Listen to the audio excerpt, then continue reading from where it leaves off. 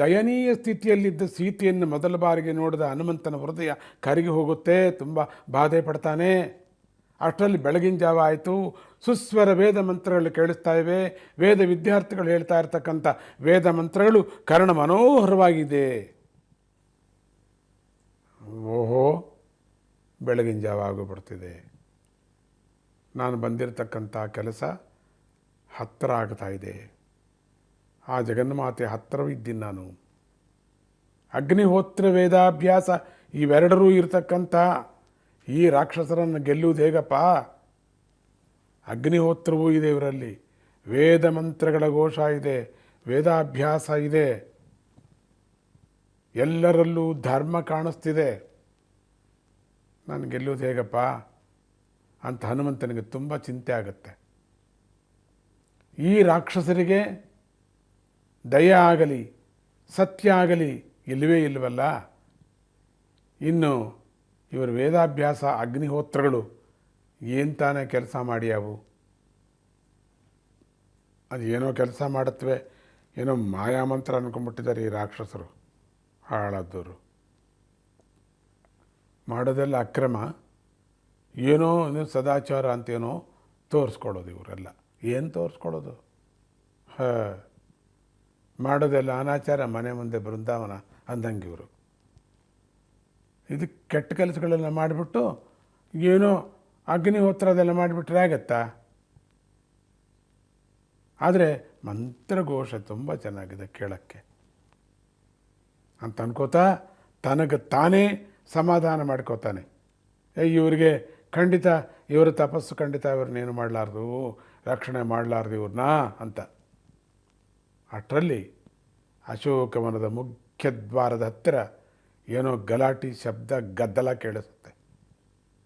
ಹನುಮಂತ ಆ ಕಡೆ ತಿರುಗಿ ನೋಡ್ತಾನೆ, ಏನದು ಅಂತ. ಪಂಜುಗಳನ್ನು ಹಿಡ್ಕೊಂಡಿರ್ತಕ್ಕಂಥ, ಬೆಳಗಿನ ಜಾವ ತಾನೆ, ಹಿಡ್ಕೊಂಡಿರ್ತಕ್ಕಂಥ 100 ಸುಂದರಾಂಗನೆಯರು, ಅವರ ಮಧ್ಯದಲ್ಲಿ ದೊಡ್ಡ ಪರ್ವತದ ಹಾಗಿದ್ದ ಒಬ್ಬ ಗಂಡಸು, ಅವನ ಸುತ್ತ ರಾಜೋಚಿತವಾದ ಮಂಗಳವಾದ್ಯಗಳು ಕಾಣಿಸ್ತಾ ಇವೆಯಂತೆ. ಹನುಮಂತ ಸರಿಯಾಗಿ ದೃಷ್ಟಿಸಿ ನೋಡ್ತಾನೆ.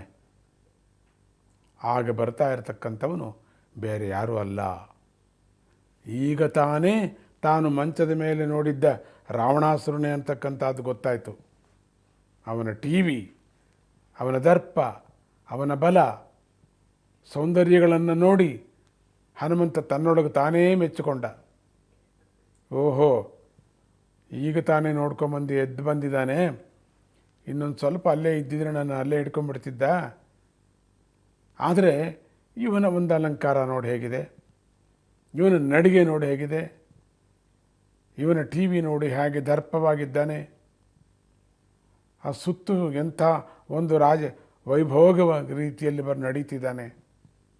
ಆಹಾ, ಇವನಿಗೆ ಎಂಥ ಕಳೆ ಇದೆ ಇವನಿಗೆ. ಅವನು ನಿಧಾನವಾಗಿ ದಾಪುಗಾಲು ಹಾಕ್ತಾ ನೇರವಾಗಿ ಸೀತಾದೇವಿ ಮುಂದೆ ಬಂದು ನಿಂತ.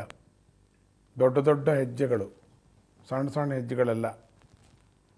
ನಾನು 4 ಕಾಲಲ್ಲಿ ನಡೆದರೂ ಕೂಡ ಅಷ್ಟು ಬೇಗ ನಡೀಕ್ಕಾಗಲ್ವೇನೋ, ಹಾಗೆ ದಾಪುಗಾಲು ಹಾಕ್ಕೊಂಡು ಬರ್ತಾ ಇದ್ದಾನೆ. ಏನೋ ಹಾರ್ತಾ ಇದ್ದಾನೇನೋ ಅನ್ನೋ ರೀತಿಯಲ್ಲಿದ್ದಾನೆ. ನೇರವಾಗಿ ಸೀತಾದೇವಿ ಮುಂದೆ ನಿಂತ ಬಂದು ಸೀತಾದೇವಿ ಗಡಗಡ ನಡುಗ್ತಾ ಮುದುರ್ಕೊಂಡು ಕೊಳ್ತಾ ಇದ್ದಾಳೆ. ಇನ್ನೂ ಹತ್ತಿರಕ್ಕೆ ಬಂದಾಗ ರಾವಣಾಸುರ ಕಂಠಪೂರ್ತಿ ಕುಡಿತಿದ್ದಾನೆ ಅಂತಕ್ಕಂಥದ್ದು ಹನುಮಂತನಿಗೆ ಗೊತ್ತಾಯ್ತು. ಯಾಕೆಂದರೆ ಮೇಲ್ಗಡೆ ಕೂತಿರ್ತಕ್ಕಂಥ ಆ ಕಪಿಮರಿ ರೂಪದಲ್ಲಿರುವಂಥ ಹನುಮಂತನಿಗೆ ರಾವಣಾಸುರ ಕುಡಿದಿರತಕ್ಕಂಥದ್ದು ಸುತ್ತಮುತ್ತ 100 ಮೈಲಿಗೆ ಹರಡ್ತಾ ಇದೆಯಂತೆ.